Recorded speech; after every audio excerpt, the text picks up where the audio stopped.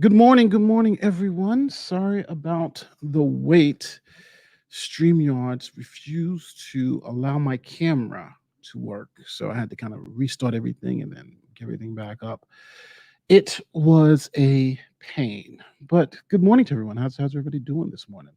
Let me pull up the YouTube watch page so I can see everyone. I can see all the chat. Ooh, excuse me. It's one of those days. One of those days. All right. Hey, a Secret Squirrel, what's going on? Vandy. I wasn't too sure if you were a bot or not, but obviously I know you're not a bot. Hey, everybody is here. What's going on? All right, so we're good. We're good to go. Good morning, everybody. So welcome to the Tuesday show. This is probably going to be. I'm going to try to see if I can make this more of a recurring show, and the piece of this show is I'm going to preview some of my the things I'm going to be doing for the week. Let me turn the camera so it comes up my face. So I'm going to be previewing some of the videos and stuff that I'm going to be doing for the week, and just getting people's feedback because the one thing I do like about YouTube is that the interaction with the fans is amazing, and it allows me to be able to cover stories that people will be more interested in, whether just shooting into the wind wildly and saying maybe I can cover this story, that story. So Vandy says he's not a bot. Yeah, I know you're not a bot. I am a bot though. Okay, all right, yeah. He is a bot. So but the last video I did, American territories, I was kind of inspired to do that because my daughter in her history class was talking about America and some of the American territories. It was interesting to see that most people didn't realize that Puerto Ricans were American citizens, and so are people from the various islands. So if you want to check that video out, it's somewhere. You just got to go to the channel and check it out. But it came out yesterday, and it's not really one of those high performing videos, but it was fun to do. It was fun to do. It took me about a week to research everything, but I'm going to be doing some of the videos like that. So I'm not sure if people like those type of videos and like to learn just interesting things about the law and history and those type of things. But I'm going to be doing more of that type of content along with the content that you guys are obviously used to. So it's not going to be like a major change. It's that I'm adding on another layer.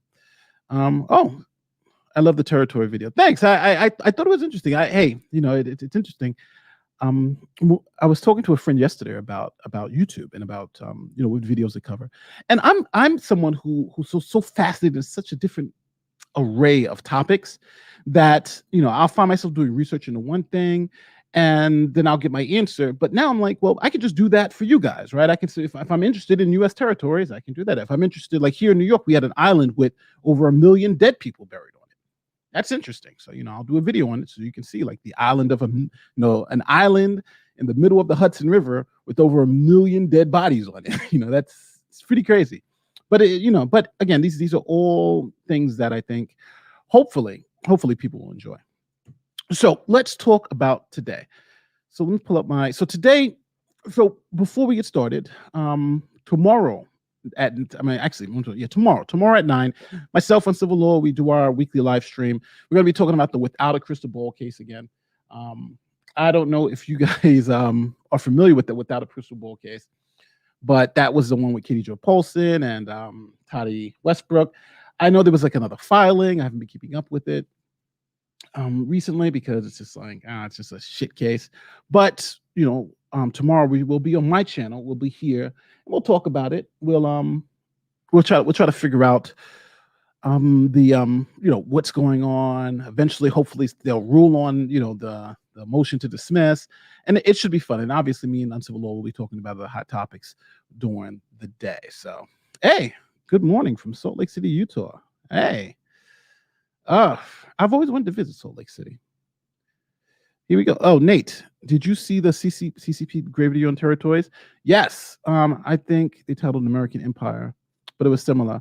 I enjoyed your take. Yes, I actually saw CP Grey. There's like a whole bunch of them out there. So what I did was I did the research about like the Palmyra Atoll. Like it's fascinating because there's a one island called the Palmyra Atoll, which is an incorporated territory of the United States, and there's been a murder there. So there was like a whole murder investigation there. And so a lot of my research had been done. But I did see CP Gray's. I did this like Geography Now. There's like a whole bunch because in doing the research for it, I was like, well, let me see everybody else's take. And it's interesting because a lot of those other commentators didn't understand how important being incorporated was. So they would say something like Puerto Rico should automatically be incorporated to America, but not understanding that if that happens, then they can't leave, right? It's a one-way ticket. You're in and you're in for good. So and a lot of people didn't understand why American Samoans were U.S. nationals and not citizens, and didn't understand the complexity of that. So that's what my video was hoping to fill up those holes between, the legal piece of it, where people can understand how it is. Oh, CCP Gray, yeah. But how people can understand the actual legal intricacies of it. But thanks. But I'm glad people enjoyed it. Again, I didn't think it would be a video that would be consumed because here we're talking about law enforcement and the legal aspect of it. But I thought it would be something interesting that people would like. So my next video, which is something crazy. So I got to pull this up for you guys. So let's talk about new videos. So today I wanted to shoot a video about, now it's another hood law video. For those of you who are new here, who haven't been with me a long time, I do this series called Hood Law. Now hood law goes into stories from the hood. So like I was covering Cardi B at one point, and her story went down, and now there's another huge hood law story that nobody's covering for some reason. Well, they've been covering it lightly, but it hasn't really blown up. So let me show you guys exactly what I'm saying. I already got it set up. So there's a famous rapper and his wife. His name is T.I. and Tiny. And you may have heard about this, or you may not have heard about this, but we're going to look at this. Where's the other Chrome tab? Here we go. So what you're looking at here is the New York Times, and there's an article about lawyer seeks criminal investigation on T.I. and Tiny on behalf of multiple women. Now this is a rapper. His name is T.I. I love a lot of his music too. He's got some really good songs. And this is his wife, which I never thought she was a looker, but whatever. But get this, there is now 11 women. They're being accused of essentially the Bill Cosby, right?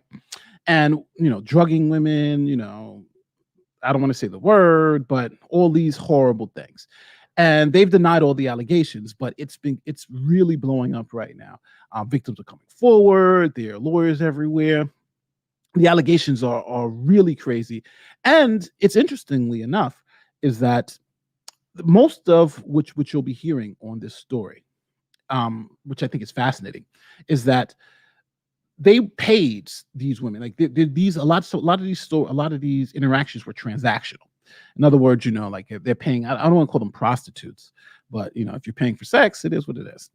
So they're paying for X. They're paying for sex, and they do kinky stuff. And the stories are of them drugging women by giving them particular cocktails and things of that nature, of them forcing young women to do things. And there's right now, I think 11 allegations out there that they've turned over to the authorities, and they're supposedly like up to like 30 women who've come forward, but not publicly alleged them. So we'll see how it all transpires.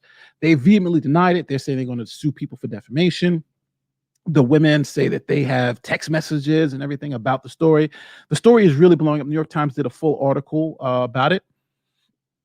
You even have one girl who was in high school who then became an adult, and then it's really crazy stuff. But that's what I'm going to be doing next. Escort service. Oh, here we go. Somebody said something about Texas. Texas can't leave the union based on a previous court case. Yes, the Texas court case about Texas trying to leave the union. Yes, it's so crazy. It's funny. Yeah, Texas tried to leave, but it's the American territory stuff is crazy. Yes, an escort service, but no, a lot of these women too that they would meet in strip clubs and things of that nature, and coax them into coming. So it's interesting because there's a piece of it here where some of these women were paid to do this, to do these sexual acts, but the attorney for some of the women is making the argument, and I'll put the legal argument to you. So the legal argument is that on one end, the attorney for these women who represent these women are saying that these women were assaulted, and that they didn't give consent. The argument seems to be on the other side was, well, they weren't assaulted, right? They did give consent. They were paid, you do this, here's the money, you had a transaction. So that is the consent. That's proof of consent. We paid you. So the response to that was, well, after they took drugs and became unable to continue to give consent, like, if they pass out, then you can't just do whatever you want to their body, right? If they passed out or they're drugged, no matter what consent they gave you before that, that doesn't matter, because they've passed out. So you'd have to stop and the consent wouldn't be given. So that's the back and forth here. They're saying that TI is not saying this stuff didn't happen. They're saying it happened with willing participants, where the other willing participants saying it happened, but we were drugged. So what happened isn't really what we wanted to happen. We thought X was going to happen. Y happened. We didn't consent to Y. We consented to X. So it's money like that. But I think it's a fascinating story to cover, and hopefully you guys understand it. I'll try to give it my little more law enforcement piece to it. But so I don't know if people will be interested in the story, but I think it's a fascinating story. It's not really being covered heavily right now. The New York Times did cover it, but I'm going to go do a little piece on it. So that is the first story that I'm going to be covering. Next week is going to be this TI story. I'm calling it TI Bill Cosby, but I have to get a better thing. The next story that I'm going to try to cover this week, later on this week.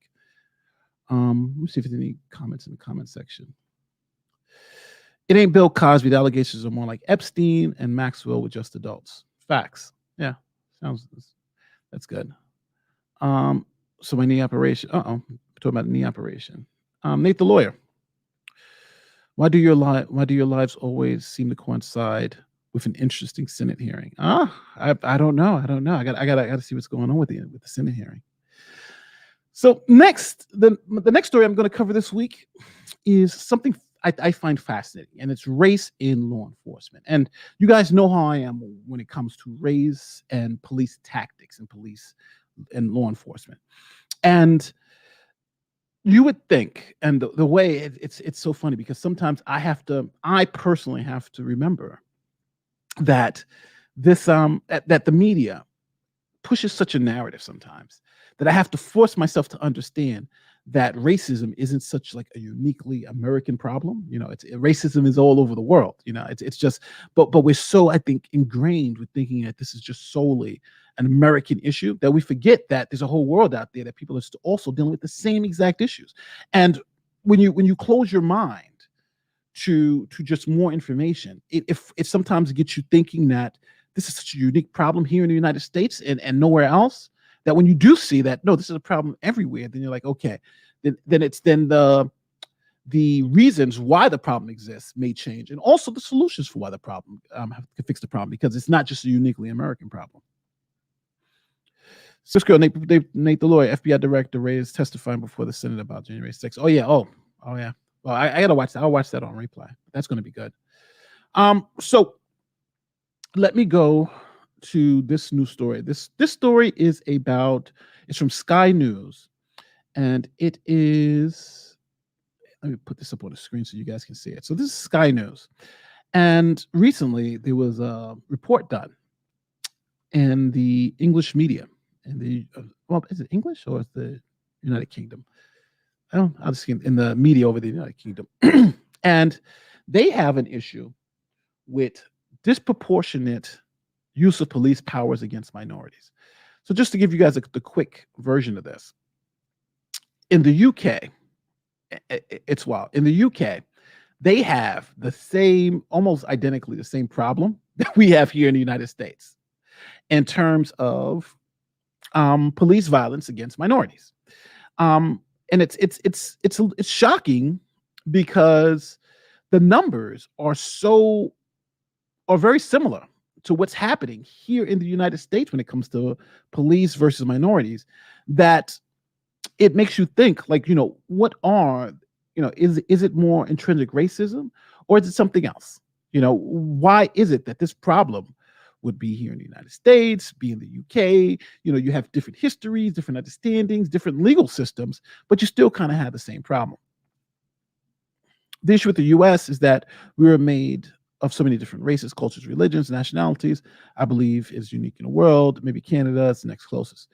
That's true. That makes sense. But it still doesn't kill the fact that this is happening here in, well, I said here, it's happening in the United Kingdom. So here are some of the facts that the report showed. Minorities are more likely to be stopped and searched than white people. That's the same here in the United States. It says that Black people are 5.7 times more likely to have police use force against them than white people.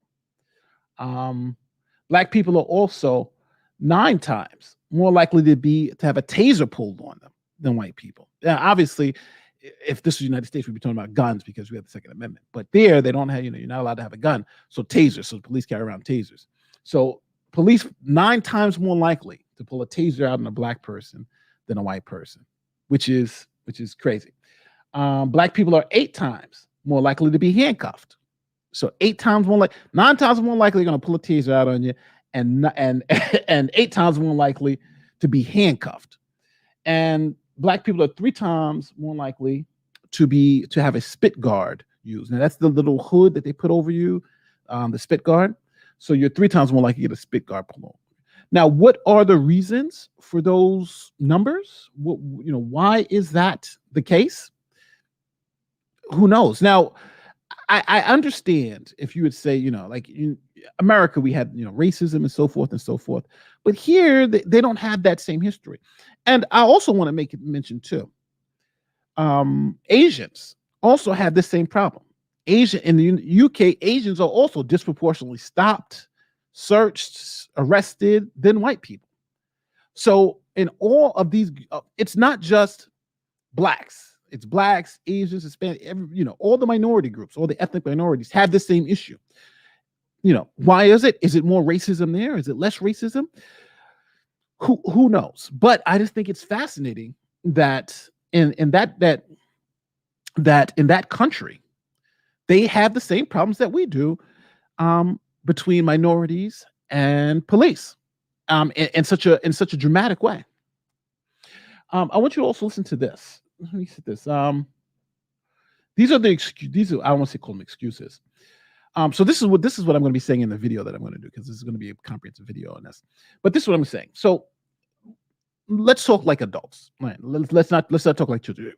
Can we have an adult conversation about race and policing? Right? I'm going to say some things that are going to offend people on the right and the left.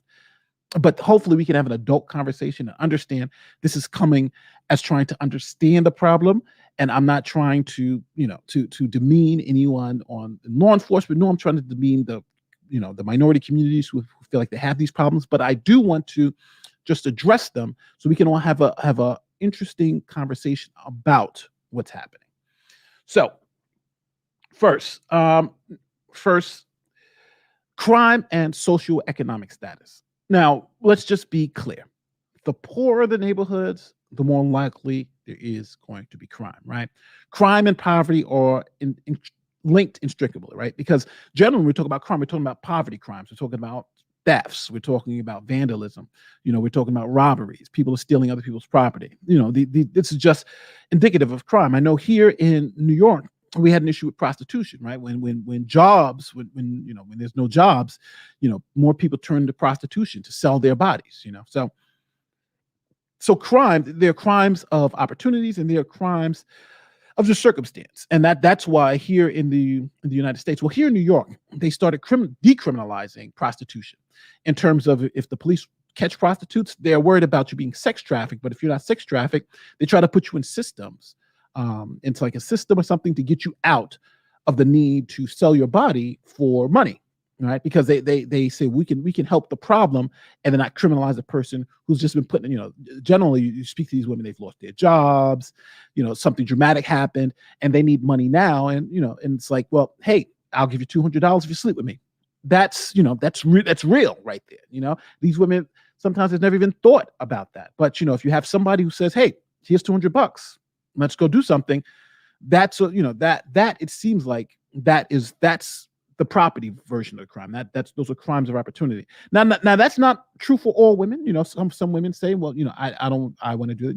And a lot of places are starting to decriminalize it because there's two consenting adults paying. But in some circumstances, it is a financial need.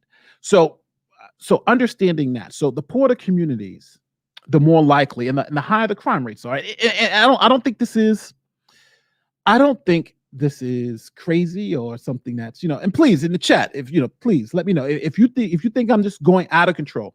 The poorer the neighborhood, the higher the crime rate. I think that's gold. I think everybody can agree to that. But there's some people who are gonna be like, no. I live in a bad community. I live in a poor community, but there's no crime. That's fine. I'm saying on average, I'm saying in general, right?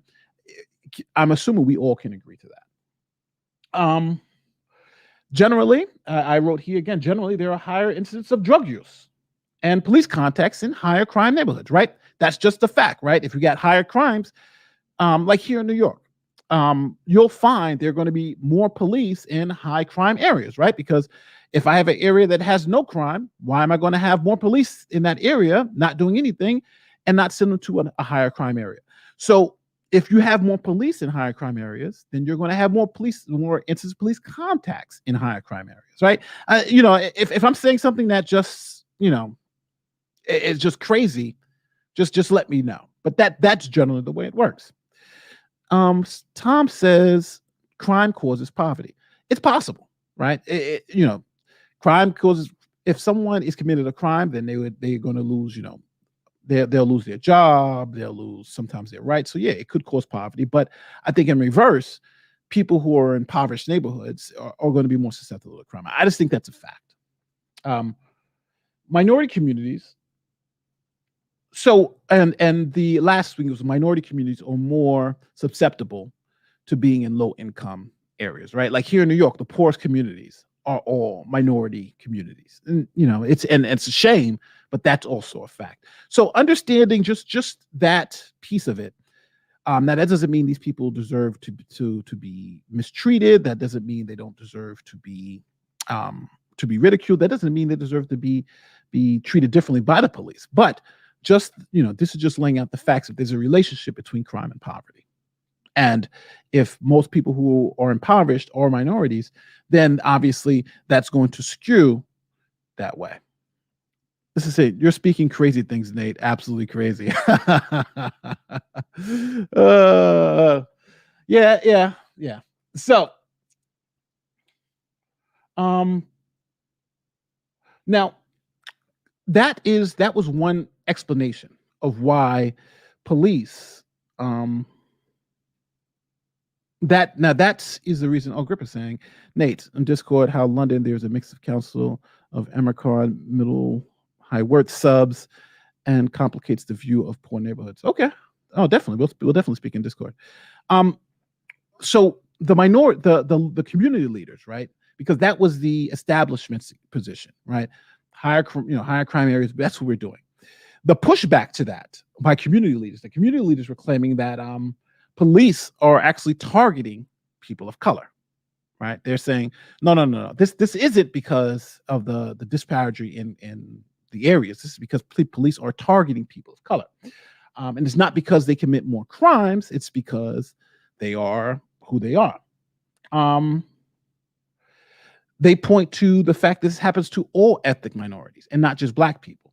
One of the statistics that the police brought up was that 11,000 out of the stop and searches, that the stop and search and the way their tactics, they save lives.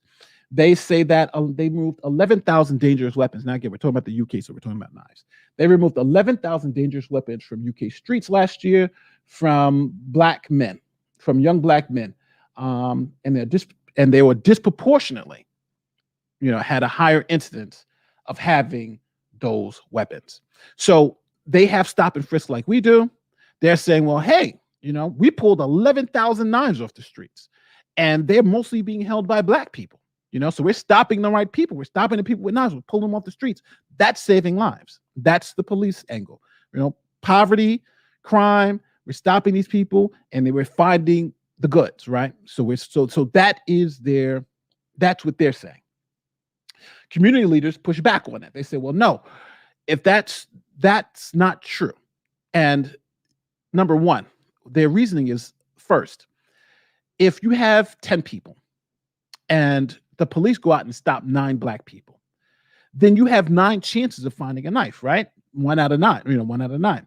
But let's say if you only stop 1 white person, then the chances of you finding the 1 white person with a knife is a lot less than if you're stopping 9 black people and finding 1 with a knife. So they're saying the fact that you're stopping more black people gives the police more of an opportunity to, and then when you find 2 black people with a knife, you can say, oh, look, I found 2 black people with a knife, but you're stopping disproportionately more black people. So that's the pushback with community leaders.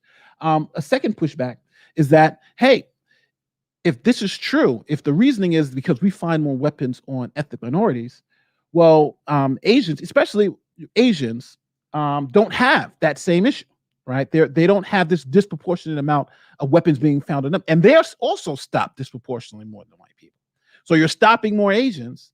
They don't have, you're not finding all these knives on Asians. So if the logic is we're stopping people and it's resulting in us finding more things disproportionately, then when you stop Asians, you should expect to find more weapons, but you don't. So that's the pushback, right? You're stopping black people, you're finding knives, but when you stop Asians disproportionately, you don't find the knives. This is at Nate the Lawyer. Does this suggest that there are white knifing victims going unreported? White knifing victims going unreported? I don't know. It's possible. It's possible that they may have the same incidence of crimes, but I'm thinking that if you're white and you have a weapon, it's less likely you're going to be stopped and caught with that weapon. But if you're black, it's more likely you're going to be stopped and caught with that weapon. And if you're Asian, it's more likely you're going to be stopped and caught with the weapon, right? Same thing that was happening here in the city. So those were the 2 sides. I don't know which side convinces you. The community leaders say it's a self-fulfilling prophecy. The 1 in 9, stop 1 person, stop 9 minorities, you're more likely to find a thing. And the numbers are not a little bit off, but they're vastly off. For instance, in the UK, they say blacks account for 3% of the population, but 22% of the people who are stopped and searched by police happen to be black. That's crazy. So 3% of the population. And while whites are, that's a lot. So blacks are 3% of the population, and they're being stopped like 22% of the time. So, what do you guys think?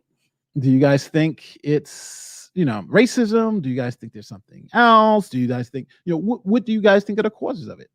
It seems like there's a lot in this story to pull out, but obviously they're looking at it, they're trying to figure out what the reasons are.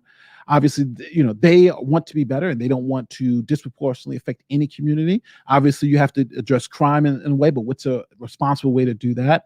What's a responsible way? Can the numbers ever be even? Is there another issue that we can solve? So it's a fascinating story, and it's interesting to see that over across the Atlantic, they're struggling with the same issue. Nate, you are missing the actual crime, which is not being white. The actual crime, which is not being white. I like it's funny. Nate, the cop. You were a cop. What's your personal view on this through your experience? Ever noticed someone with a gun? What was your observation of race? I can say, for me, when I was in law enforcement, I worked in a black community, and there was one time where I did go to where they put me in a white community for a little while,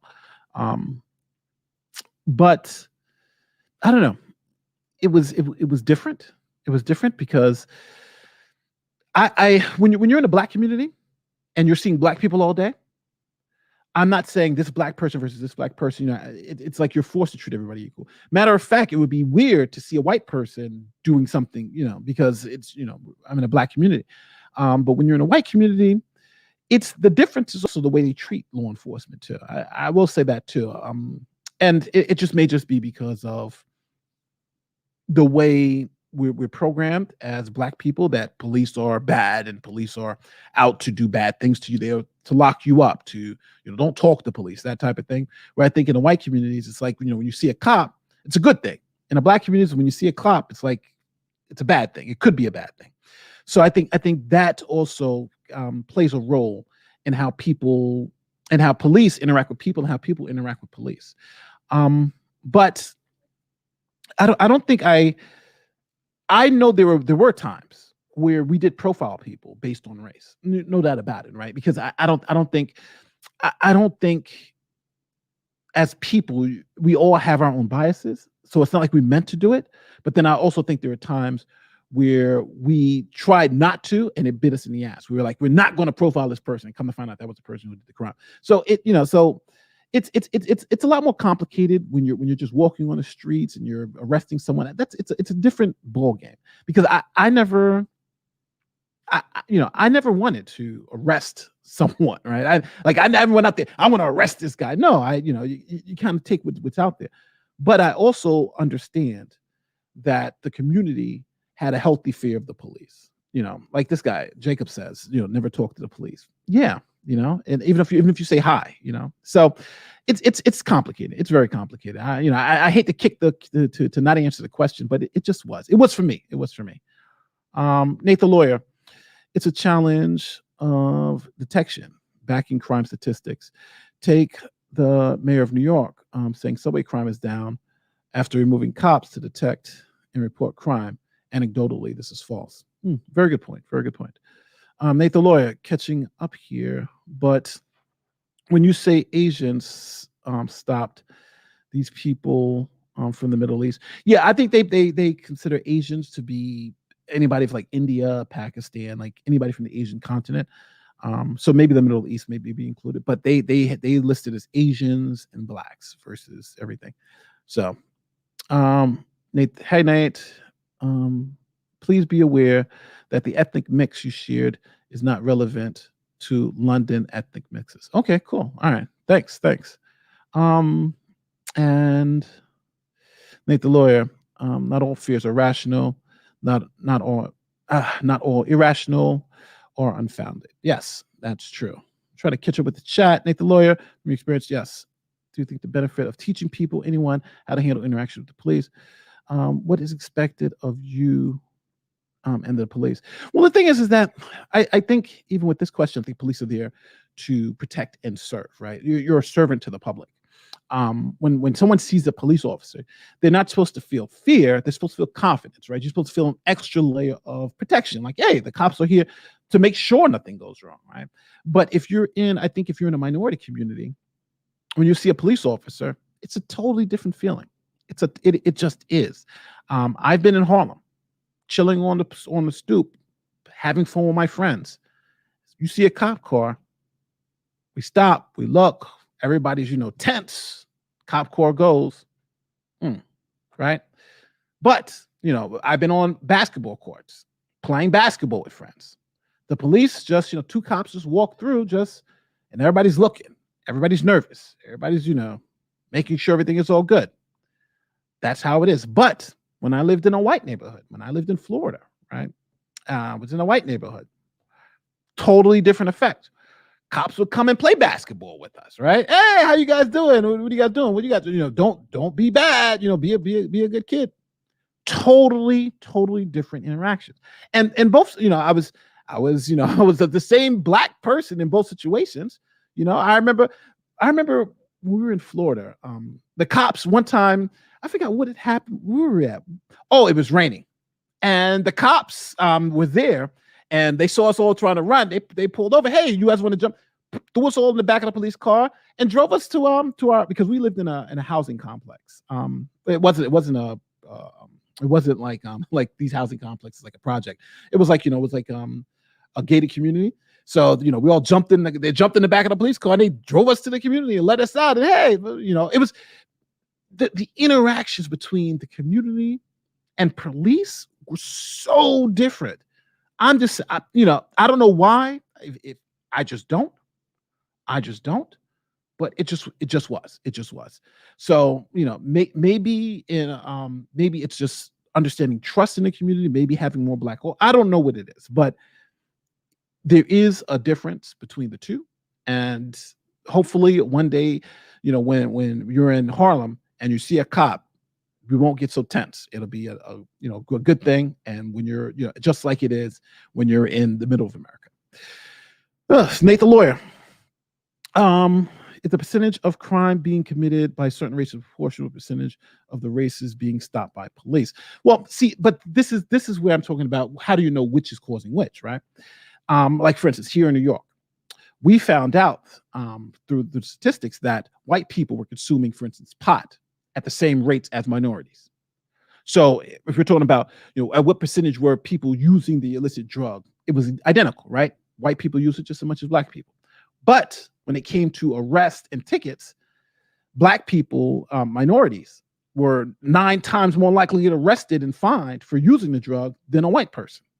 So what's the reasons for that? There may be. Maybe it's where the people are using it. Maybe it's how it's being consumed. Maybe it's because in a white neighborhood, you're more likely to let the white person go than a high crime area where you're trying to make a difference. So there are a lot of things that go into it. But yeah, so it's not about who's committing the crime, because especially in the weed cases in marijuana, it wasn't. It just wasn't. We knew both groups were using the drug the same, but the impact on arrest and what you would do to those people were different. So that's a good question. Nate is pretending New York is America. Large amount of Americans, Indian, Pakistans, in Asia. That's true, because those immigrants see it that way. It is insular Americans who only see Far East as Asia. Interesting. That's true, yeah. Nate, the lawyer, historically, between 1900 and 1950, did Italian Americans fear the Irish cops? Possibly. I got to look into that. That's a good point. Sorry, I'm trying to keep up. It's funny because, it's to show you how deep you can get into the YouTube game. Like you, obviously, I talk to the chat. You can super chat me or not. But there are some. I was told that I should only respond to super chats because it would let people know, like, hey, you want super chats to do this. But I was like, no, but it's like, I think that's horrible, right? Because especially being in the times we are, the pandemic, why would you only respond to, you should respond to everybody. But it was saying that, it was one of those, I gotta find that video. I'll post it, where it was a video, telling you how to make more money on YouTube.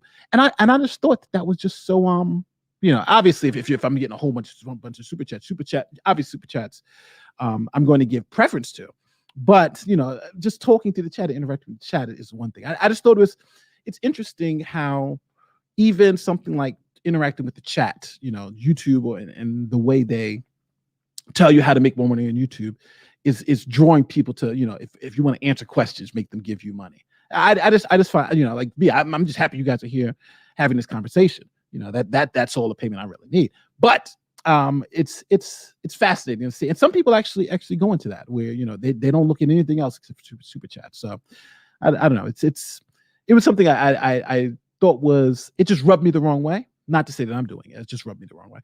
Nate the lawyer, do you ever think how cops felt in both basketball courts? Do you think they would love to play basketball on black courts? It's funny. I got in trouble for doing this. Right? So we're in Harlem, and we had an area of Harlem that we patrolled. So at that point, I was a super strong black. I was able to bench press like 300 pounds. So what we would do is summer days, we saw that kids would play basketball. So we would start doing things like that. We play basketball. We would they would run around. We were having fun in the community. And I won't forget. So we were playing basketball. It wasn't our break time, right? And that's what the boss, he was. Oh, it's not you guys' break time. But we were interacting with the community, right? These are people in the community who never interact with police, never, always say don't talk to police. But we're interacting with them. Even the people who are there, we saw them drinking, right? They're illegally drinking, and we're not giving them tickets, right? We're just having fun. We're talking. Matter of fact, they were telling us about, hey, watch this person, because they're giving us great information about the neighborhood. Right? It was a wonderful thing. And I still remember my white boss. He came and he said, hey, listen, we don't want you guys to do that type of stuff. We want you guys to keep a level of professionalism. So, so when they see you, they know that you're the authority figure. And I just never understood that, because when we stopped doing those things, right? When we stopped playing basketball, when we stopped doing those things, um, it became a different environment between us and the community. And I remember there was even one point in time where we got the gym, and we started having us versus them, right? So we'd have us, like our little group. So we're all, all our little law enforcement officers. We go in, and at 11 o'clock, after we got off our shift, we would go and we would have Black kids from the community come to the gym, and we'd play basketball in the gym, right? And they stopped us from doing that. They're like, we don't want you to do that, because we don't know what these kids are doing. We don't want these kids in the building after 11 o'clock. But we're like, hold on, what are you talking about? They're in there with us, right? We have badges. This is what we do. So you have to, it's not to convince the cops on the streets to want to do that, because I think they do. It's convincing the people above that this is the right thing to do. Like, you don't know how many times where, it was people on the streets who would tell you, hey, this guy is doing something. It was people on the streets who would say, hey, this is where you want to go. They were the ones who give you the best information. And it was because we had that relationship with them. I'll say this. I think at a point in time, people have to remember that cops are people too, and so are the people who you're interacting with. And that was a part of the job I loved. But, it's, again, you have a boss. Oh, wow. Super chats came in.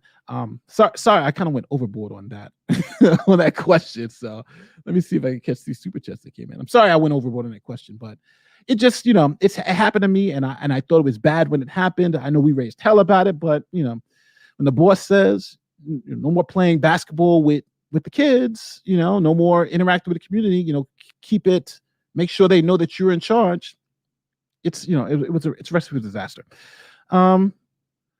This is for not doing that. Oh, thank you. Hey, I should be taking the YouTube advice.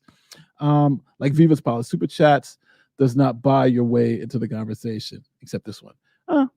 Interesting. I got to go back and check the regular chat. And because I like to get super chats out. If we learned anything from Cuomo versus Trump, it is New York. New Yorkers are garbage. New Jersey is better. Love you, buddy. Yes. Yes. Let me see. Nate the lawyer. Do you ever think the cops felt? Oh, yeah. So we talked about the basketball courts. Yes. Nate the lawyer. Is the difference really due to policing by targets? If you're in a high crime area, people look out for criminals compared to low crime areas. My thoughts on that are a little different. We'll talk about the pot thing in a second before we move on. My thoughts on that question are a little different. I think the policing policies, when it comes to crime statistics, lead to a disproportionate effect. For instance, here in New York, I'm not sure if they continue to do this. I was a stat guy from my agency. I was the guy who compiled all the stats. But in the NYPD, I didn't work for the NYPD, just want to make it very clear. They have what they call comp stats, and they have statistical driven analysis, just the same way we did.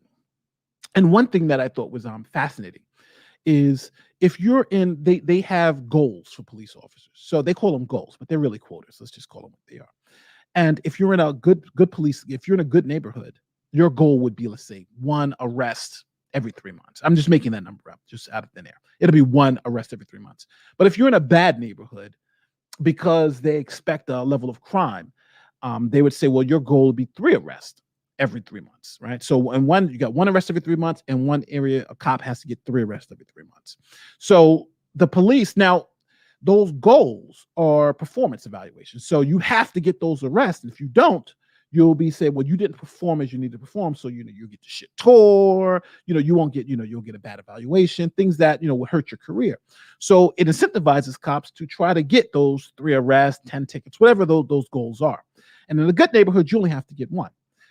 But now there's also a second piece to that, which I think that people didn't realize, is that in the good neighborhood, let's say you mess up and get 5 arrests in 1 month. That then changes the evaluation later on, right? So the people downtown who are doing the computations will be like, well, hold on, this guy now, all of a sudden, instead of getting 1 arrest every 3 months, he got 5 arrests in 1 month. So now we're going to change his goal from 1 arrest So we're going to change his goal from one arrest to two arrests, right? So it's made it worse for the guy in the good neighborhood. So what they would do is they'll say, okay, so what a cop in that neighborhood would do, if you already got your one arrest, then you'll be less likely to arrest somebody else because it'll negatively affect you. You'll know, like, shit, if I start arresting a lot of people, then I'm going to have to continue to move up and continue to arrest a lot of people. And I don't want to do that, right? I got a good life. Let me just I got my one arrest for 3 months. Let's try to do some, the police officer, let's use some discretion and try to see if we can avoid as many arrests as we want, right? We don't want those numbers to come up. But now if you're in a poor neighborhood, it's the exact opposite, right? You want to get your 3. And matter of fact, even if you get more than 3, it's actually a good thing, right? It shows more productivity. I'm more productive than the other officers. I got more arrests, right? So in that instance, you're incentivizing an officer in the bad community to get more arrests, to get a lot more arrests, where you're decentivizing officers in good communities to get less arrests. And until you can kind of figure out how to do that statistically where you don't have that issue, then I think you'll have the disproportionate impact of having more arrests in bad neighborhoods is really because you're incentivizing cops to do that. I don't know if I explained that well, but that's the way my department, that's the way they started to look at it. Like, all right, we don't want to incentivize bad, people to make more arrests. What we want to do is incentivize people to do conflict resolution. So they started saying, let's start resolving conflicts. Let's try not to arrest. What's some alternatives than arresting? I hate you guys because you guys send me on these wild tangents, and then I got to do these long explainers, and we're almost 46 minutes in. All right, so hold on. Let me get some more of these super chats in. The median age blacks 20 years old, median age whites 50 years old. Which age group has more trouble with the law? Well, of course. Well, actually, you can even flip that. If you say median black age 50, if you say blacks, if you switch the ages, right? Whites in their 20s and blacks in their 50s, that'll be, because obviously the older you get, the less likely you are to be to have these impacts with the criminal justice system. But I don't know about this median age for blacks and median age for whites stuff. I got to look that up. But yeah, I would say that it would lead me to believe the younger groups would be more inclined to be in the criminal justice system. John O'Brien, $20. Just a thank you for your stance on the super chats. I appreciate it. Thanks for the $20. It's funny because I didn't do it. I just thought it was interesting that they said do it. I didn't know it was, but it was. I appreciate it. Thanks. Nate the lawyer. Is the fear of speaking to police a cultural thing? My friend, some black, don't have that issue no matter what the situation is. My immigrant parents taught us that to respect authority. I think that's true. We all, I think you're always taught to respect authority, but I think culturally, and I just think culturally, it's just different. It's just I just don't know why. I think when I was in New York, a lot of my friends happened to be former. They had instances in the criminal justice system. I've been in situations where we have been relaxing, right? And the cops just come up and search you for no reason. It's funny because it's so weird. It's so weird. I've been like, we had the stop and frisk problem here in New York. I've been stopped and frisked, right? Now, before I joined law enforcement, it was one time I was dating she was going to be my wife before my wife, and she was from Czechoslovakia, and we were at the skating ring, the Trump skating ring, the one that they just stopped Trump from doing now, the one they kicked the Trump administration out of. So we were doing that, right? We were doing that. So we've just finished skating, and I kissed her goodbye, and they were taking a train to Fort Hill, Queens, and I was taking the train back up to Harlem. So, kissed her goodbye. She jumped on her train. Then I jumped on my train I didn't jump on the train. I had to go to another train to go to where I was going. So soon as they jumped on the train, the cops, all of a sudden, they saw me and another black guy who was walking, and they stopped us both. And they were like, "What are you guys doing down here?" And I was like, "Well, I'm going home, And they were like, oh, well, we got a thing. There was a black guy running around here with this. I was like, well, any black guy? And they were like, well, don't be smart. They threw us up against the wall. They searched us. They found nothing. And they said, well, but the cop was nice. He was like, well, listen, I'm going to search you. I'm going to make sure you guys don't have anything. Blah, blah. Now, mind you, I'm an innocent person. I've done nothing wrong. I've just paid for my girlfriend in the train, and I'm going home, and I'm stopped by a white cop, throwing up, searched, nothing found. There was no probable cause, no reasonable suspicion, right? Nothing found. Says, have a nice night, right? That's wrong. That happened to me. That happened to me. But do I think it was because that cop was racist? No, I think it was because that the policies that allowed that cop to do that and that be okay.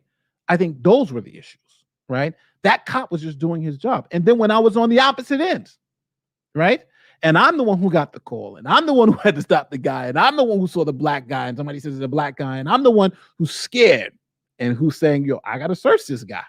I don't know what he's got in his body. I don't know if this is the guy. So it's, I wish it was just such a simple answer. I wish the answer was simple, but sometimes it's just not. Sometimes it's just not. Never forgot the clown Captain Cuomo. Oh, the Cuomo book. Oh my God. Let's not even forget it. We haven't even touched the Cuomo stuff yet. And we're almost an hour in. I don't even know if we're going to get to the Cuomo stuff. It's insane. Nate, are the arrest goals tied to private companies, prison? No. The arrest goals are just the arrest goals, so people understand. If I have a high crime area, they have a way to figure out, to go to that high crime area and say, they'll do a survey and look at, well, how many previous arrests do we have in the neighborhood? How many people do we have? How many illegal cars do we have parked? And they'll come up with a number and say, okay, well, based on historical things, based on how things happen in this neighborhood, we expect every cop to have X amount of arrests, right? You should have 2.5 arrests or whatever for this amount of time. And that's how they come up with the goals. And you should have like 10 tickets, right? Because we did a survey and we see all these cars illegally parked. So this is how many tickets you should have. So that's kind of the way they go through their process. So it's not, I know in Pennsylvania they had a case where it was, which was crazy, but in New York, no. Nate the lawyer, follow up. I wanted to focus on how many people should handle police interactions, how people should handle police interactions when it seems an officer may be violating your rights. How much cooperation, how much not cooperate. Survive the encounter. Survive the encounter. Survive the encounter and sue later. Document everything, record if you can, survive the encounter. If police are violating your rights, they have the guns, they have the backup, there's nothing that you can do. A lot of these people want to fight the police right there, right? So you're illegally searching my car. I've had that happen, right? Where I've been in a nice car as a black man and police illegally searched. I've been illegally searched by police. And yes, you survive the encounter. Because if you do something at that moment to try to fight for your rights at that moment, you may not survive the encounter and no one will ever hear of your story, Not all the story of people who don't survive the encounters you don't hear about. You only hear about the very, very few, the minuscule few that make it to the news, that get some sort of justice. Survive the encounter. That's if you're white, black, Asian, whatever. Survive the encounter, document everything, and have that cop on a stand talking about your violating your civil rights. Survive the encounter. There's no way, no other way I can say it. Survive the encounter. This is from Carson. Never forget that. Oh yeah, the Cuomo thing. yeah,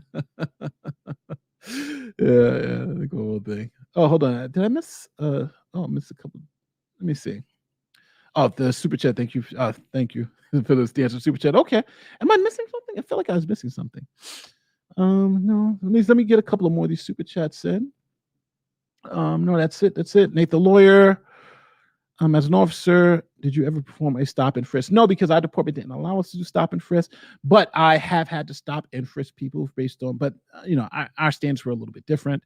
We had to really know that person was the person. It was a little bit more descriptive.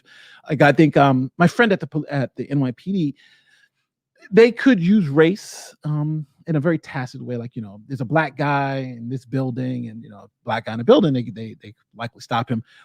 Our department was really, really sensitive to that, so it's kind of like you had to have more than just that. You even though legitimately you could do it, but you need to have more. For instance, ours would be black guy, white coat, dreads. Different story. Now I can clearly identify what did he actually do. That's things of that nature. That guy has a weapon. I've gone to situations before where there was one time where we got a call of a guy with a gun. Right, there's a guy who had a gun. So we all run to the place. Right, you go there. Right.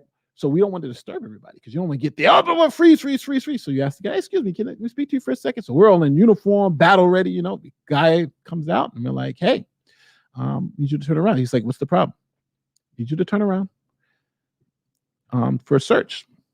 Turn around, search. Had a sidearm, everything. Gun, so we had sidearm. Guy happened to be a cop. So yeah, so it happens. It does. So, but again, we didn't perform stop and frisk like the NYPD now. But I've done a couple of stop and frisk based on reasonable suspicion. Here it is.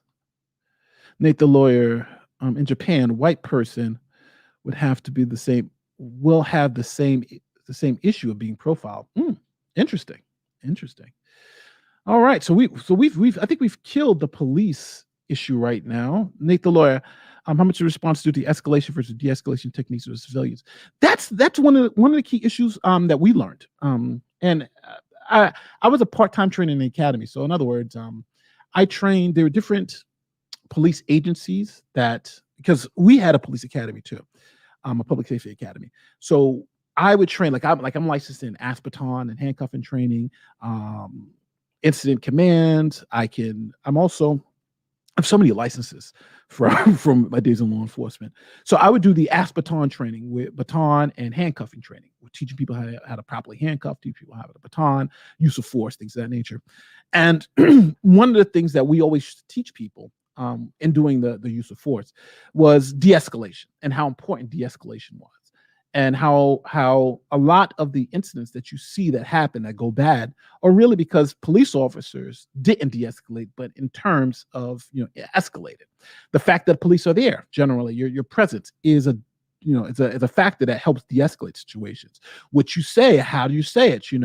Understanding not to just jump on your own biases. Trying to evaluate. Don't go to a situation screaming and yelling. Making sure, understanding that people are reacting. Think about this. If you go to a situation and let's say you go to a grocery store and you're in line, everything is calm. Then you see police just running through a police officer in uniform running through the grocery store. It would make you scared, right? Because you'd be like, oh my God, what are the police running for, right?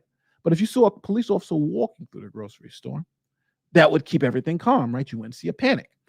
That is some of the techniques. Don't run. Right? Don't run, because when you run, you make people scared. So if the situation calls for you to run, obviously you got to run. But if somebody just a cat in a tree, you don't run to a cat in a tree because you cause everyone else to be scared. Why are the police running? So just like small techniques, things of that nature to de-escalate the situations. So you guys are really into the whole cop stuff today. All right, so we're about an hour in. What's the last thing I want to mention? Well, that was the last thing I wanted to mention before I have to get out of here, because we're an hour in and I got some other things I have to do, was this last story that I was going to cover. And I wanted to ask if you guys really would be interested in this story. But again, also thank you guys for the super chats. You guys were extremely kind. I really appreciate it. This one last story I want to talk about is this story and I know most of you guys probably have already heard it, but I'm thinking about doing a video, but I'm thinking about not really doing a video because it really just doesn't. It's not really that. It's like it happens. This is the mom who makes now $150,000 a month from OnlyFans. Now, first, she's whatever she's doing. Oh my God, $150,000 a month from OnlyFans, and her kids were thrown out of school, were expelled from Catholic school because of her page. Now, here is the mom. And the mom is cute. I'm not even going to lie. The mom is cute, but here's some of the pictures from her OnlyFans pictures. So someone, some people in the school found out and, yada, yada, yada. her kids were then expelled from school. So I was going to do a story on this, the legal implications of this, and why I think, and legally, because some people are asking, well, can she sue the school? And it's like, well, if it was a public school, yes, but private schools, probably not. Looking at the terms and conditions, whether they don't have to have your children in school. Maybe there may be some state law that says once your children start school, you can't kick them out in the middle of the semester. Maybe there's not. There may be some legal repercussions for this. It may not be. Can schools discriminate? There's a lot, because this is really dealing with state law. So I'm not sure if this mom or if this woman has legal recourse, but it's an interesting thing where, the Catholic Church can say, because remember, we're not talking about anything the kids done. The children didn't do anything, right? They're doing school. They're actually doing good in school. We're talking about something that happened outside the school that has nothing to do, with the Catholic school or anything like that. This is the mom. So I don't know. I was going to look it up to see, but it's an interesting story in the legal front to see, does this mom have any recourse? Can she, and even so, if she did, would you want your kids to go back to that school? I don't know. It was a fascinating story, but I don't know if I'll cover it, but it was something I was thinking about covering to see if I can get the legal angle. But I don't know. What do you guys think? Nate, greetings from Germany. Thanks for the good work. Keep it up, man. Thank you so much. It's a private school. Don't you have to sign a contract or something? I believe you do, but again, what does the contract say? Maybe they allowed them to, because don't forget, she's also paying for it too, because you're paying for it. So maybe it is. If she was a drug dealer, would they kick her kids out of school? That's interesting. I don't believe they would. But obviously, there's a moral implication to it. And since it's a private school, they have extra, their rights are more protected than if it was a public school, right? If this was public school, the mom, they wouldn't have been able to do this at all, because then you got freedom of speech issue and so forth and so forth. So where do all the children of exotic models go to school? But again, they don't got to go there, right? They can go to public school, because public school, you can't do this. This is a private school. I'm telling you, it's a fascinating story. It's a fascinating story. Here is, if she was a drug dealer, they would definitely kick the kids out of school. I don't know. Let's say if she's a drug dealer, they find out. They call the authorities. Would they kick her kids out of school? I don't know. I think this is more the moral implication of it. Because don't forget, the kicking the kids out of school is a punishment for the kids, and not, they're punishing the mom by punishing the kids, which I think is, it has its moral implications of itself. Is it correct to punish the children for the sins of the mom? That's what's happening here, right? They expelled them. I think it's a little crazy. It's about money. It's about the money in private schools. That's true. Well, listen, those were the stories that I'm thinking about covering this week. I didn't get to the Cuomo story because we spent so much time. You guys are so interested in the police stuff, but we're an hour in. And remember, tomorrow night, 9:00, this channel, we're going to be talking with Uncivil Law about the other lawsuits. We're also going to be talking about the Cuomo stuff. I think Cuomo's done. But I think he's done for the right reasons. I'm calling him the left's Trump, because that's kind of essentially what he is. He's the left's version of Trump. I was telling somebody, it's funny, I got a lefty that got so upset at me the other day, because I was like, yeah, he's the Trump. He's a Trump of the left, sexual assault allegations, threats, all this other stuff, it's just, he's just is what it is. And I think the fall is interesting, because the hiding of the numbers, Cuomo's issue, like, no matter what anyone says, it's always the cover-up. This idiot. Why hide the numbers? It just doesn't make any sense. It's the stupidest thing in the world. You're hiding the numbers for no reason. If you tell everybody these are the numbers, these are the people who died in nursing homes, people will be like, okay, it was early in the pandemic. People made mistakes that caused people's lives, but it just happened, right? People made mistakes. We understand different now. We wouldn't do those things again. So what? The numbers are what they were. But to hide the numbers intentionally was so dumb. And then to possibly, allegedly, that's why he's got a criminal defense attorney, allegedly give false fake numbers to the feds. It's like, you don't do that. Didn't he just see what Michael Flynn went to? Michael Flynn lied to a couple of FBI agents who went to speak to him on a cuff. Oh, listen, hey, how you guys doing? Yeah. Oh, today's Tuesday? No, today's Wednesday. Oh, Michael Flynn, let's go prosecute him. That's and he did. It's just insane. I think it shows you that if you do something wrong, admit to it early, and there's nothing they can do. Right? You'll get slammed for it, but there's nothing you can do. To be completely an idiot and lie about something that would literally have no effect on you later it's just unfortunately ridiculous. So, but we'll get into the Cuomo tomorrow night with Uncivil Law because I know he'll have a lot to say about it. But completely opposite of those decade-long basic public health standards. Is this for the? I'm thinking that's about Cuomo. Is this a religious private school? Yes, this is a religious private school. What he did was more than a mistake. Oh no, it was intentional. It was intentional. No, what Cuomo did with the hiding the numbers, that was intentional. I'm not saying that yeah, please don't get it wrong. No, he intentionally did that. So with that said, I hope you guys enjoy this week live stream. I'm going to be doing this Tuesdays, and I'm going to be doing this every Tuesday. And again, this is just previewing this, what I'm going to be covering this week. It seems like you guys are really into the police accountability stuff, so we'll definitely hit that today. I'm going to be doing the TI video, so you'll see his stuff, and we'll probably look at the mom stuff again too, and the Cuomo stuff. So again, I want to thank everyone who joined me today, this afternoon. If you want, check me out on Twitter tomorrow night, this channel with Uncivil Law. My name is Nate the Lawyer. Thanks again for watching, and I will see you guys probably in a couple of hours and hopefully tomorrow night. You guys take care and be kind to each other. Peace.